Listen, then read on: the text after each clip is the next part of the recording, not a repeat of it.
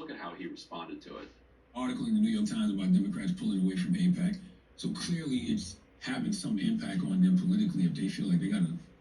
I don't know. I mean, I think it's become a political issue. You've used it as a political issue. You've questioned federal representatives when they're on here on that. I mean, I think if I can say this to you, you know, not trying to offend you here, but I think it's a little bit of a shortcut and a little bit of a lazy question. I think the better question is, how do you really feel about Israel? How do you feel about a two-state solution? How do you feel about the war? How do you feel about, you know, the hostages or hungry kids or what have you?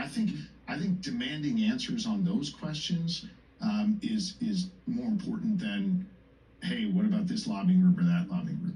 Well, what do you say to the critics who argue that U.S. foreign policy on Israel is often shaped not by national interest but by the lobbying strength of these?